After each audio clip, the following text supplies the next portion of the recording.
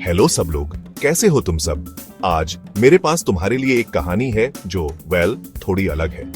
देखो, हम सब बादल तो देखते ही हैं, है ना। कभी कभी वो हाथी जैसे दिखते हैं, कभी कॉटन कैंडी जैसे। लेकिन क्या तुमने कभी ऐसे बादल के बारे में सुना है जो थोड़ा शरारती था? एक ऐसा बादल जिसके पास बड़े बड़े आइडियाज थे। बहुत ऊपर, बहुत ही ऊपर, जहां एयरप्लेन सन से जाते हैं, उसके भी पार एक ऐसा ही बादल था। ये कोई आम एवरीडे वाला बोरिंग सफेद बादल नहीं था। ओ नहीं, ये बादल स्पेशल था। ये इंद्रधनुष के सारे कलर से शिमर्ड करता था, स्पेशली जब उसे लगता था कि कोई नहीं देख रहा। उसकी अपनी पर्सनालिटी थी, पता है, थोड़ा चीकी, थोड़ा ड्रीमी। इस बादल को चलो मिस्टर फ्लफी बुलाते हैं। अच्छा नाम है ना। मिस्टर फ्लफी सिर्फ इधर उधर फ्लोटिंग करने और थोड़ी रेन करने से कंटेंट नहीं था।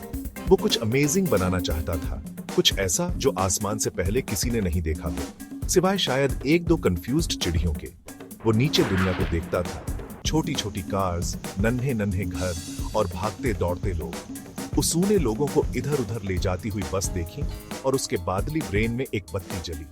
मैं एक बस क्यों नहीं बना सकता, उसने मन में सोचा, जो एक बादल के लिए हल्की सी थंडर की रंबल जैसा लगता है।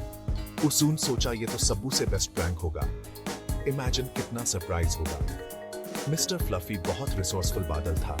अगर तुम पानी की भाप के कलेक्शन को रिसोर्सफुल कह सकते हो तो। उसू ने चीजें जमा करना शुरू किया। हमारी तरह शॉपिंग लिस्ट नहीं, दूध लाओ, ब्रेड लाओ, नहीं नहीं। उसू ने सनसेट के सबू से सॉफ्ट हिस्से, मूनलाइट की सबू से ब्राइट लड़ियां और बच्चों की लाफ्टर की बची खुची इकोज जो उस तक तैर कर आती थी, जमा की। उसू ने दूर के स्टार्स की स्पार्कल भी जमा की। वो एक शेफ जैसा था, लेकिन बिरयानी बनाने के बजाय वो कुछ बहुत बड़ा, बहुत ज्यादा अनएक्सपेक्टेड पका रहा था। वो चाहता था कि उसकी क्रिएशन खुशी और वंडर से भरी हो, कुछ ऐसा जिसे देखकर सब स्माइल करें या कम से कम कंफ्यूजन में अपना सिर खुजलाए। उसू ने अपना प्रोजेक्ट सीक्रेट रखा, ऑफ कोर्स। दूसरे बादल अपने यूजुअल बादलों वाले बिजनेस में बिजी थे। शेप्स बनाना, थोड़ी देर के लिए सूरज को ब्लॉकिंग करना, छोटी छोटी वाटर फाइट्स करना, जिसे हम रेन कहते हैं। लेकिन मिस्टर फ्लफी एक मिशन पर था। वो छोटी छोटी बादली ट्यून्स गुनगुनाता था जो पेड़ों से गुजरती हवा की विस्लिंग जैसी लगती थी। उसने डे एंड नाइट काम किया, जो एक बादल के लिए थोड़ा ट्रिकी है, क्योंकि वहां ऊपर से डे एंड नाइट काफी एक जैसे दिखते हैं। लेकिन वो डिटरमिन्ड था। ये बस उसका मास्टरपीस होने वाला था, एक सच्चा ओरिजिनल।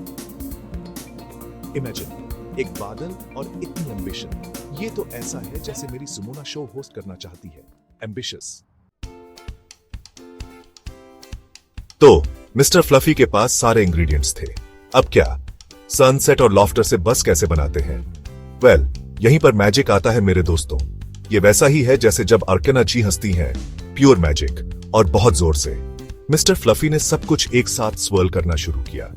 वो स्पन और वो ट्वर्ल्ड जैसे आसमान में एक giant cotton candy machine. Colours mix हो गए, मूनलाइट शाइनी बिट्स में जम गई और लॉफ्टर ने उसे एक हैप्पी बाउंसी फील दिया।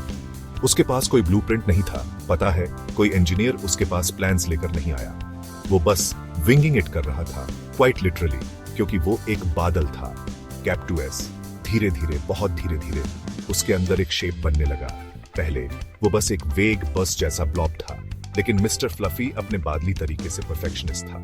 उसू ने यहाँ खुद को पफ्ड अप किया, वहां थोड़ा कॉन्डेंस किया।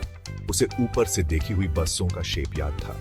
वो चाहता था कि उसमें बड़ी फ्रेंडली विंडोज हों, ताकि अंदर सभी बाहर देख सकें और बाहर सभी अंदर देखकर सोचें, एक बस वहां ऊपर क्या कर रही है। उसू ने पहिए बनाने की भी कोशिश की, राउंड और परफेक्ट, रात के आसमान के सबू से काले हिस्सों से, स्टारलाइट से पॉलिश्ड।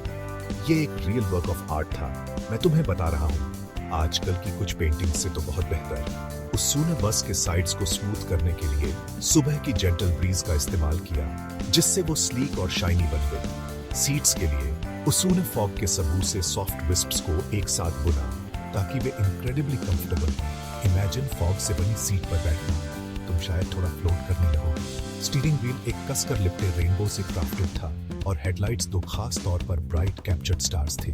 ये बस सिर्फ एक बस नहीं थी, ये पहियों पर एक ड्रीम थी। और एक ड्रीम जिसे पहिए मिलने वाले थे और जो नीचे गिरने वाला था, पर उस पर हम बाद में आएंगे। उसने एक छोटा सा हॉल भी बनाया जो एक हैप्पी साई की तरह लगता था। फाइनली कई दिनों और रातों के बाद बस तैयार।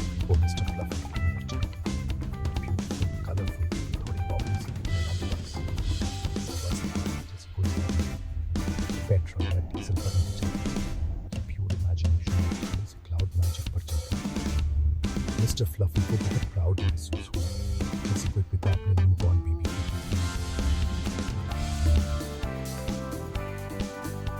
वो खुशी से कर जा बहुत हिलेरियस होने वाला था।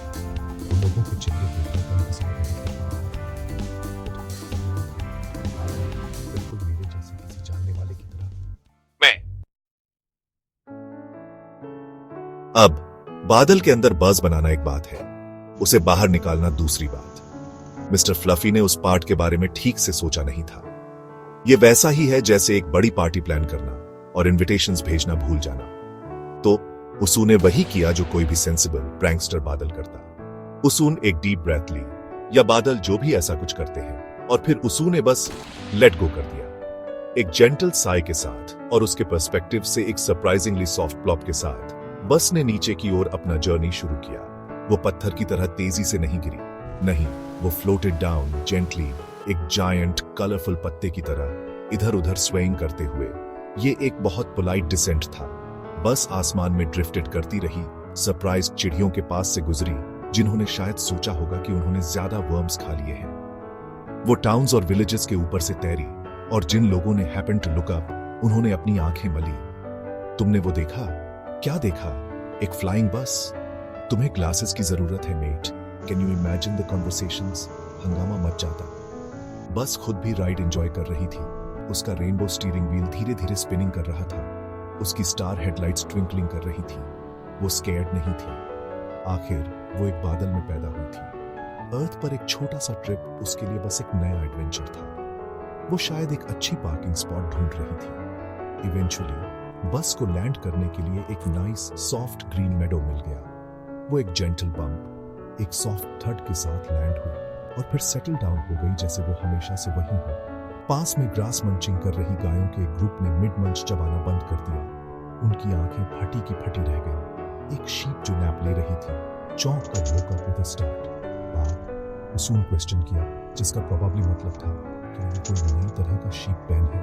बस वहीं बैठी रही, कलरफुल और चीयरफुल फील्ड के बीच में। सन उसकी सनसेट पेंटेड साइड्स पर शोन कर रहा था और उसकी मूनलाइट ट्रिम स्पार्कल्ड कर रही थी।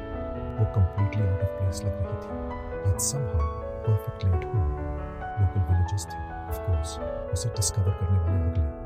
बूढ़े हेमराज काका जो अपनी मॉर्निंग वॉक के लिए निकले थे, सब उसे पहले थे। उन्होंने अपने स्पेक्टिकल्स एडजस्ट किए, फिर उन्हें उतारा, पॉलिश किया और वापस पहन लिया। बस अब भी वही थी। क्या मैं ड्रीमिंग कर रहा हूँ? जल्दी एक छोटी क्राउड जमा हो गई। बच्चे पॉइंटेड करके गिगल कर रहे थे, एडल्ट्स विस्पर कर रहे थे और अपना सिर खुजला रहे थे। ये कहाँ से सर्कस में बिल्ड किया? क्या इसमें कोई ड्राइवर है? So many questions। बस ने ऑफ कोर्स कुछ नहीं कहा।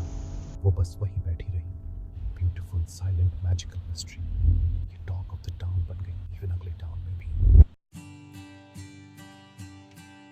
तो द बिग क्वेश्चन, मेरे दोस्तों, जस्ट लाइक सब मुझसे पूछते हैं, तुम शादी कब कर रहे हो? द बिग क्वेश्चन यहां था, बस का क्या हुआ? क्या वो अर्थ पर रही या आसमान में मिस्टर फ्लफी के पास वापस चली गई? वेल, कुछ समय के लिए बस काफी लोकल सेलिब्रिटी बन गई। लोग फार एंड वाइड से क्लाउड बस को देखने आते थे, जैसा कि उन्होंने उसे बुलाना शुरू कर दिया था। बच्चों को यह सबू से ज्यादा पसंद थी। वे अंदर क्लाइंब करते, फॉक्स सीट्स और रेनबो स्टीयरिंग व्हील को देखकर मार्वल करते। वे उसे मैजिकल लैंड्स पर ड्राइव करने का प्रिटेंड करते। उनकी लॉफ्टर ठीक वैसी ही एकोइंग करती थी जैसी लॉफ्टर मिस्टर फ्लफी ने उसे बनाने में इस्तेमाल की थी। ये एक रेडीमेड अम्यूजमेंट पार्क राइड जैसी थी। मिस्टर फ्लफी ऊपर से यह सब देखता रहा, खुद से काफी प्लीज्ड महसूस कर रहा था। उसका प्रैंक कुछ वंडरफुल चीज में बदल गया था। उसून बस द्वारा लाई गई जॉय देखी और वो कंटेंटेडली गरजा। लेकिन बस क्लाउड स्टफ से बनी थी, रिमेंबर? स्टारलाइट, मूनलाइट, सनसेट, ये चीजें ब्यूटीफुल हैं, लेकिन अर्थ पर होने पर एग्जैक्टली परमानेंट नहीं होती। स्लोली, वेरी स्लोली बस बदलने लगी। बहुत सनी डेज पर वो थोड़ी फेंटर लगती थी।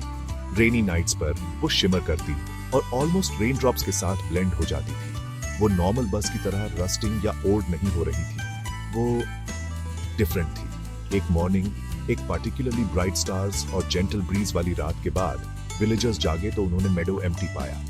क्लाउड बस गॉन थी। क्या किसी ने स्टोलन कर ली थी?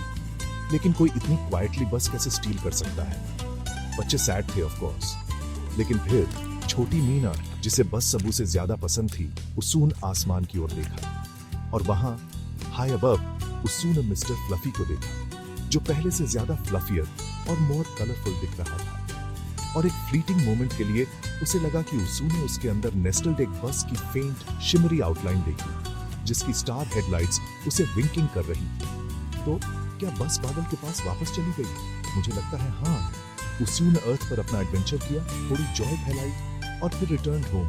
परहैप्स मिस्टर फ्लफी उसे मिस कर रहा था, और मे बी बस एक टेम्पररी गिफ्ट थी, एक मैजिकल मोमेंट शेयर। लेकिन क्लाउड बस की मेमोरी गांव वालों के साथ फॉरएवर रही। और समटाइम्स जब वे किसी पर्टिकुलरली ब्यूटीफुल कलरफुल बादल को देखते तो वे स्माइल करते और वंडर करते कि क्या मिस्टर फ्लफी कोई और सरप्राइज पकाने की तैयारी कर रहा है। Cap 2S।